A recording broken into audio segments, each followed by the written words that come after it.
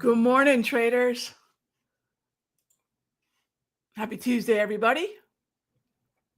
Hope everyone is doing well. I think audio and video check is good. All right, excellent. So we are going into yet another pretty quiet week. Anytime we have non-farm payroll, that first Friday of the month, the subsequent week is really very, very quiet in terms of scheduled data. This one is no exception. No hot zone aftermath in terms of a scheduled high impact event this morning. We have no hot zone heads up of any importance today. And that's not to say there's nothing else coming up this week. We do have PPI tomorrow. Is that going to be a data event that will keep price action in a range? Probably not, because there are a number of other things that are in play right now. So let's go over some of those here as we prepare for the morning. So we know that the broader averages continue to actually be quite supported. I think there's a way in which your average retail trader looks at price action. And that is there a new high? Are we seeing higher highs? Because most retail traders are buying at a high and they need higher highs to see follow through. And again, everyone has a style. But this is an uptrend. This has been an established uptrend for the better part of the year. We've been rebounding consistently ever since the April tariff driven, and it was a crash, not to use any hyperbole. That was a crash in April. So since that point, we've been trending higher for a lot of reasons. One, the crash was clearly overdone. Those of you in the long-term account growth side of what we do in the Sector Secrets Mastery know. I was talking about that for weeks, and we put out a video because I wanted to make sure everyone knew the 20% SPY pullback setup, all that stuff. And we bought into that dip as soon as it hit 20%. And really, that's a great place to put a sort of pin, a bookmark, if you will, and then look at the year from that April forward. So yeah, this is not as strong a trend as we saw as July wound down, but we also know that August, the other A month, August tends to be lower volume, lower volatility. The money goes to the Hamptons, summer break, call it whatever you will. It's usually the most challenging month of the year historically, not because all the same news narratives and macro narratives and everything else weren't in play, but because the volume is lower. Come September, we've regained the uptrend. In fact, we punched up to a brand new all-time high just the other day. So we're in a bullish environment. I'm giving you all the reasons as to why we're in a bullish environment, because remember, if things trend higher for a really long time, part of what is attention grabbing, whether that be financial media, whether that be television, whatever it is, whether you're on the internet or whether you're on the news, watch the news. Do I have to sneeze? I might have to sneeze. Which is always fun when I'm also on camera. Nope, I think it's going to pass. All right. So if we take a look at what's going to happen in financial media, at some point, new high gets boring. They've got to keep watchers and pay advertisers. So they're going to start to take the other side of the trend and say, well, these are all the reasons that it might be too high. These are all the reasons that it might be toppy, things like that. These are the reasons we're telling our clients not to buy. Who on earth would tell a client to buy at a new high? I wouldn't. I don't tell you all to do that. So, it's kind of interesting in that regard.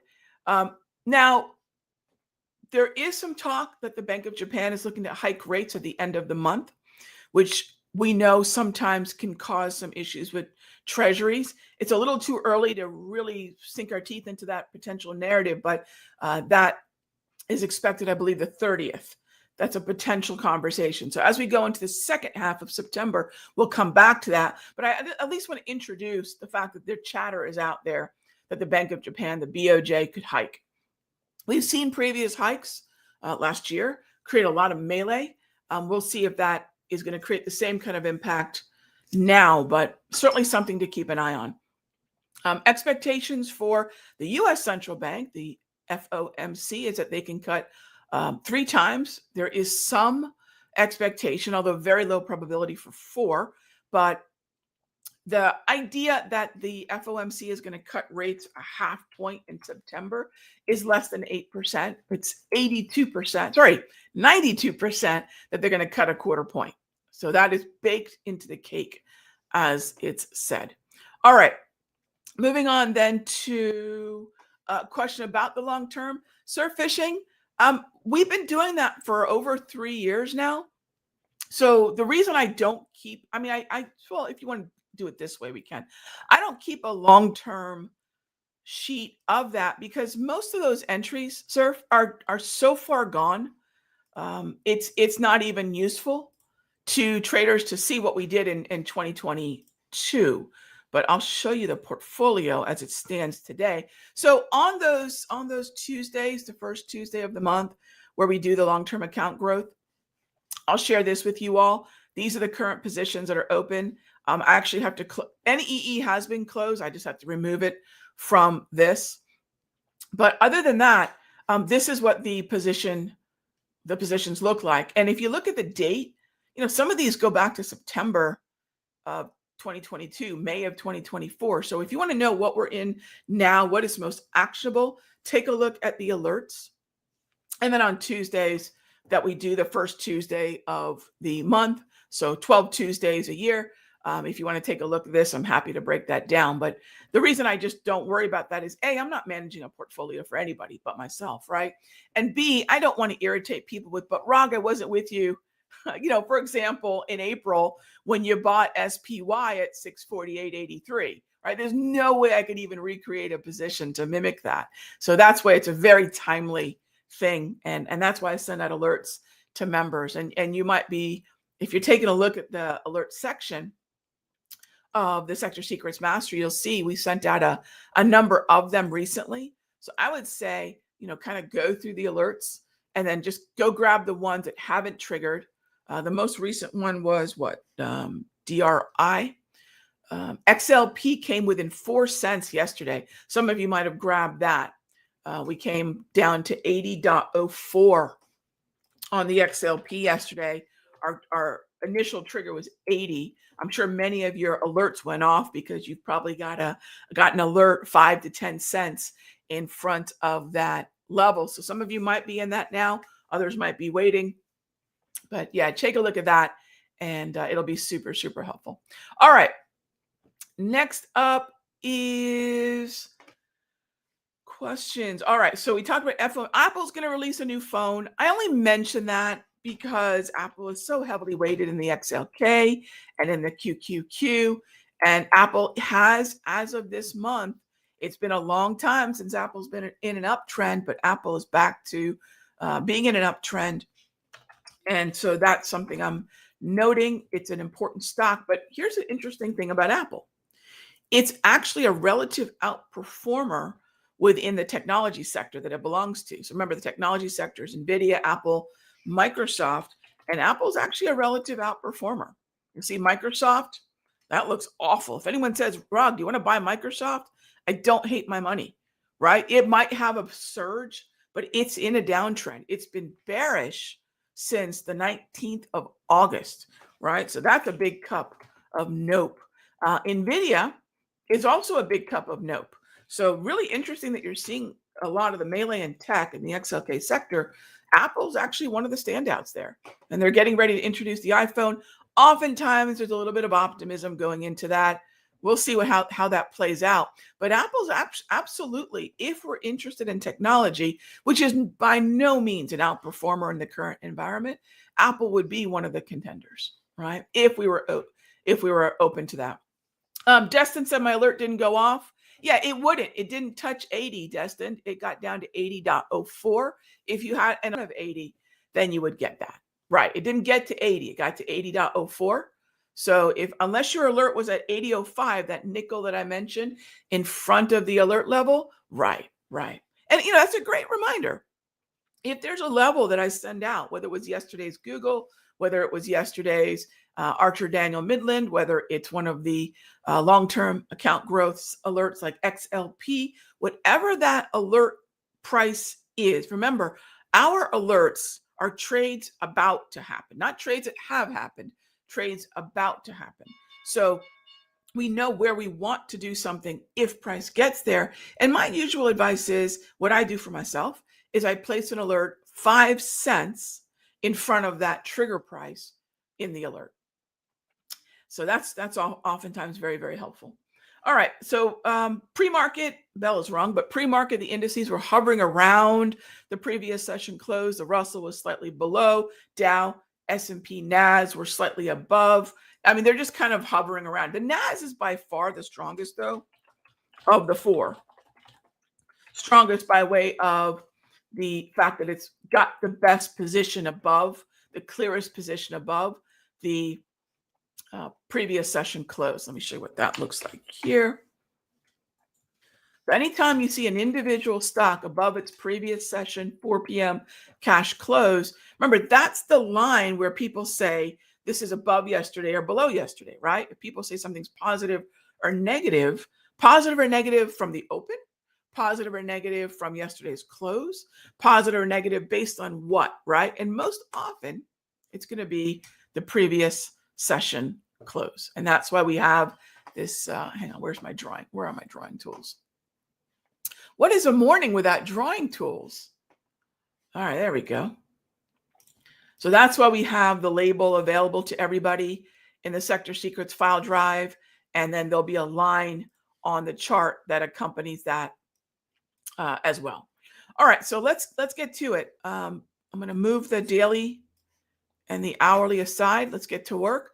Yesterday, we had some pretty interesting day trades. Some of you had an even better morning than I did. And I'll tell you what, gang, as someone who's, chosen to be a trader for their adult livelihood and then chosen additionally to teach traders, when you all do better than I do, I got to tell you, I couldn't be happier. And one of the things that many of you did yesterday, which is totally fine with me as long as you're managing risk, is you took a very valid double dip, right? What's a double dip? It wasn't a double dip. It was a retest of the very level that we were looking at yesterday on our two setups. And that's fine. The second test of that zone in silver and in Amazon ended up being fantastic moves higher. The first test had a nice move to the target. The second one kept right on going past the target. So if a trade has a static level, like a Darvis 2.0, or if for whatever reason we're using the previous session close as a static level, those are things that we only have to, run against whether the structure still suggests it's valid to take. So super thrilled that a lot of you had a fantastic morning. We had a pretty darn good morning. And I think every coach, mentor, teacher wants to see their students excel beyond what they did. Otherwise, what's the point, right? I want to see every single that next generation of traders. And, as I tell many of you all, I want to reach and teach you because I want to reach and teach the nephews, the nieces, the grandkids, the daughters, all those, that next generation that's already being brainwashed by Wall Street that they can't do this on their own. They use all this ridiculous, complicated language. It's tennis, gang. Remember, the scoring of tennis is really nonsensical until you understand it. It's not linear in any way. It's really weird. And the whole reason was they designed that to keep people from understanding the game, to keep other people from playing. They designed the complication to keep people out, right? And to me, it's not that complicated. It really isn't. Find a trend, buy a dip. And even though that's oftentimes made fun of, that's my 30 years and I'm still here finding a trend and buying a dip. Now, can you just buy a dip? See, that's where it gets into trouble. So when we embark on our morning, I'm going to try to find a trend. I'm going to try to find things that are trending. Let me move to the right edge here. There we go. I'm going to try to find a trend. Is the NQ trending? No. So is buy a dip valid when we don't have a trend? No. Right? Buy the dip is not valid when we don't have a trend. Okay, Ron, well, if we don't have a trend, what's the next thing we can do? We can try to find one. And I'm looking at crude oil, bonds, silver, gold, Russell, Dow, S&P, NAS. I'm looking at our sectors. XLC right now has a trend. So when I look at trends here about 5 minutes after the bell, now what's happened in the last 5 minutes? Volumes come in, spreads are beginning to normalize. Right, the initial candle of unusual size is probably printed. Let's see, KRE is in a trend, XME is in a trend, GDX is in a trend. So these are all the sectors that are in early signs, they're early trends, right? 935 is pretty early, but we're in an early trend in those sectors. So if I'm looking for strength, if the NQ is the strongest, it is, right? Which sectors make the most sense of that group, XLC, XLY? If the Dow begins to strengthen, right? Again, which sectors make the most sense, right? I'm going to go right back to that group. It's going to be XLF for sure, XLV.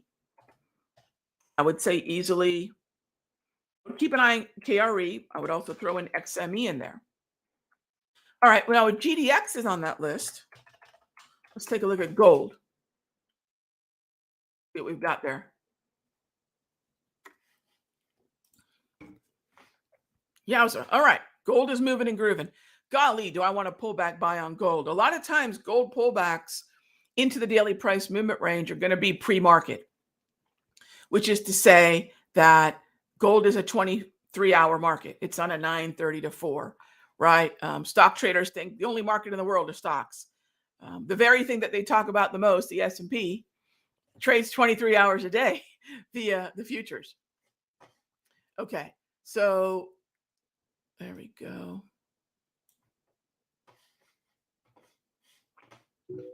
Let's see. What else do we have? So, bot, you're telling me something. I'll look at that in a moment. Yeah. Sorry, I see bot slacking me something.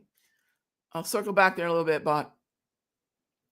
Okay. By the way, top tier will be sent out a little bit later on. I just got a Slack from that the top tier has been posted. I'll send that out as an alert in a little bit. And that's a really good recap of some basics that we consider for those weekly time frame conversations, which we can do after 10:30 a little bit later here this morning.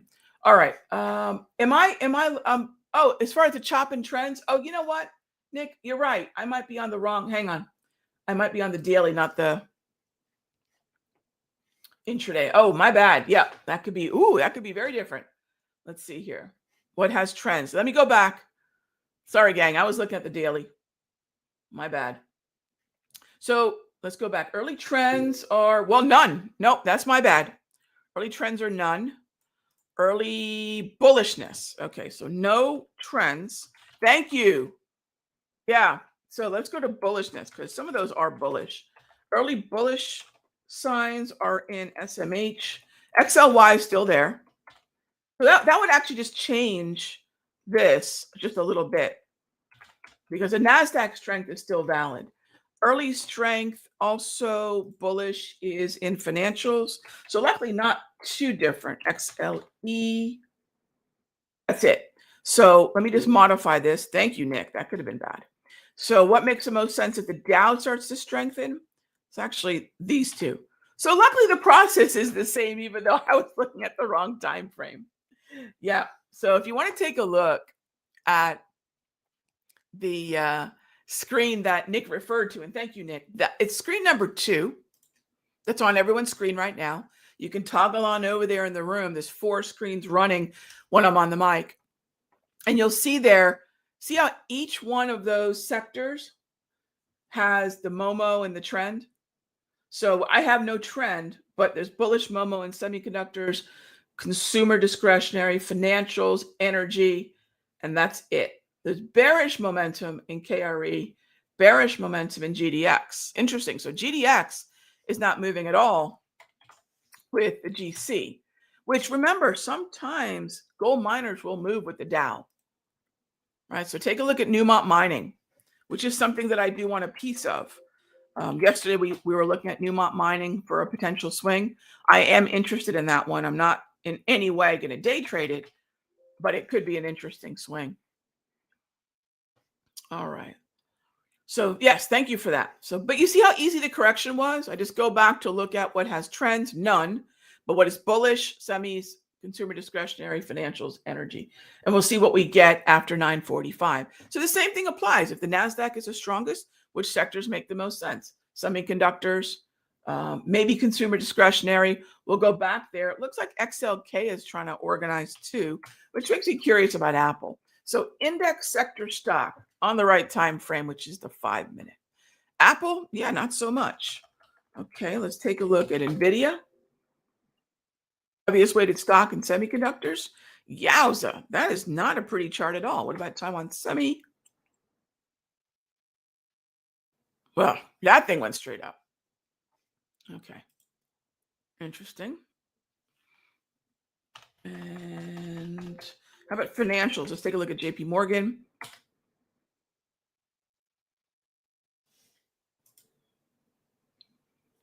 Okay, how about energy? Exxon. Okay, so some of these are actually looking interesting if we move back down to support levels, but what an odd morning. What an odd start to the morning. All right, let's see. So expectation for rate cuts seem to still be in play, but not a lot of clarity at the moment. You know, there's oftentimes something they call a September surge in employment. I gotta wonder how much traders are braced themselves for September's non-farm payroll in case it looks a whole lot different than August did. Let's see. We got some geopolitics. That never helps. Some geopolitics going on. Yeah, before the bell, gang, around 9:15, so about a half an hour ago. Yeah, you've got some geopolitics going on. So I don't want to go there, but anytime that happens, that's not going to be good for the stock market. Okay. So not much I'm seeing. I have a couple different news feeds, not because I'm trading the news, but I just want to see what the general concerns or optimism is. Not much. And if you turn on television, do mute it and just keep closed captioning on. A lot of the same stuff's going to run along the bottom or as a headline. Bloomberg's really good for this. If you like to watch financial TV muted, as I do, Bloomberg's really good for that because they're constantly running all these headlines in a myriad of markets. It's actually a very good muted channel to keep on if you're looking for some kind of news.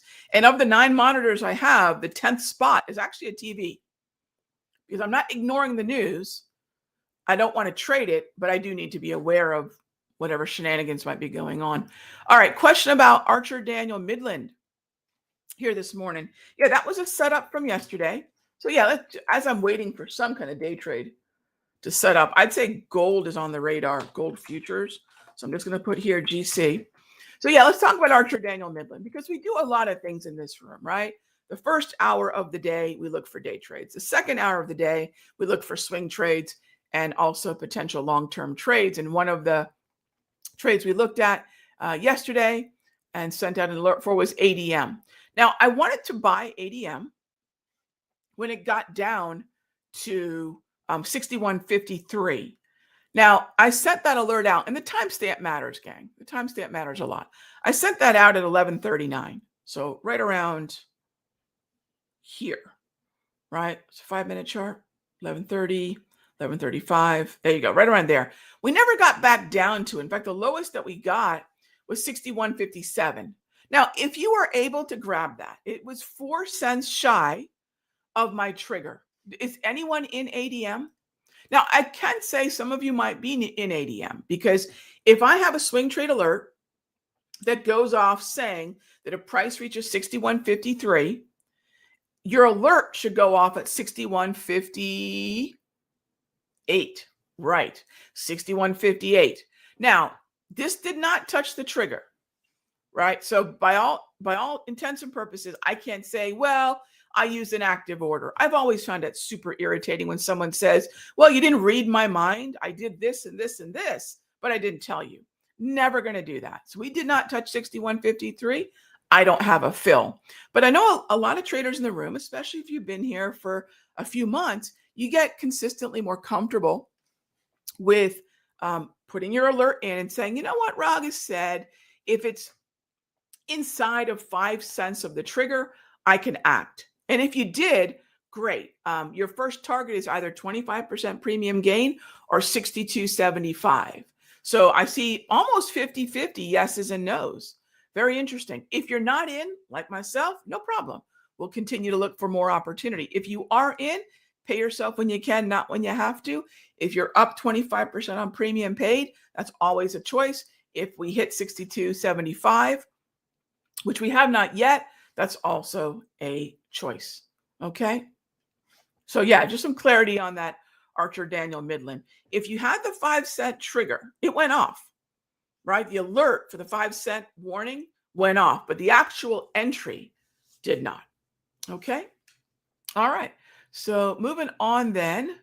And by the way, every day in this room, I will send out the recap. So if I have a trade that triggered, you'll see it in the recap. Okay, Tuesday, this is what we entered, and you'll see what I paid and everything. If you don't see anything pop up, then you know I did not get a trigger. I'm just about done, Mom. So I'm gonna go ahead and start taking a look at gold here, and yeah, let's get on with our morning. All right.